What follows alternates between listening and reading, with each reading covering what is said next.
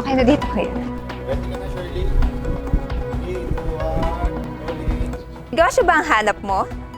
Sa kasalukuyang pandemya, hindi lang kalusugan ng mga tao ang naapektuhan. Marami ang mga negosyong nagsara at tumaas ang bilang na nawawalan ng trabaho.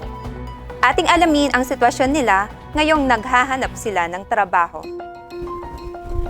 Hi ma'am, kamusta mo paghahanap ng trabaho? Ito ma'am, medyo matindi ang kompetisyon. Madami ang nag-a-apply at kakaunti lang ang kukunin. Saan po kayo nagtatrabaho dati? Fast food crew po ako ma'am sa isang burger house. Pero nung nagkaroon ng pandemic, nawalan kami ng trabaho kasi kumonti ang mga customers. Sana matanggap na ako. Ano po hanap niyo sa trabaho? Yung tipong mapapangalagaan ng kalusugan ko. Yung may health benefits. At syempre, may mataas na sahod. Sige po, baka malate na po ako. Kuya, tara, hanap pa tayong isa. Sir, pwede kayo ma-interview on camera? Ay nako, hindi po, pasensya na. Nandito po kasi ako para mag-apply ng trabaho eh. Ano po yung na-applyan yung trabaho? Call center agent po. Eto na, may interview na nga eh. Ano po hanap niyo sa isang trabaho? Actually, masaya ako sa pagiging call center agent kasi mahilig ako makipag-usap sa maraming tao. Kaso yun nga lang, lalo na pag graveyard shift, hindi mo kasi hawak oras mo. Isa pa, dami kong boss, so nakakainis. Yan po ba ang hanap niyo sa isang trabaho? Ang hawak mong oras mo at ikaw ang boss?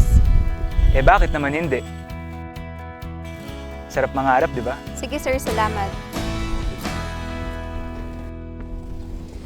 Sir, can we have a bit of your time?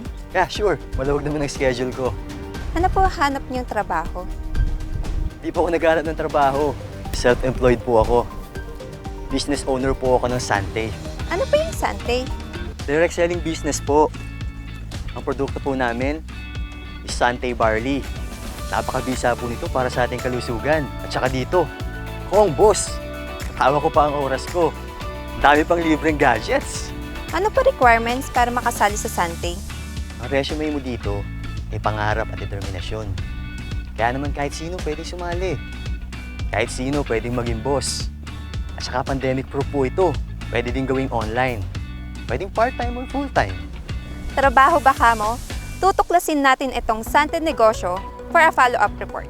This is Shirley, nag-uulat para sa Balitang Kanegosyo.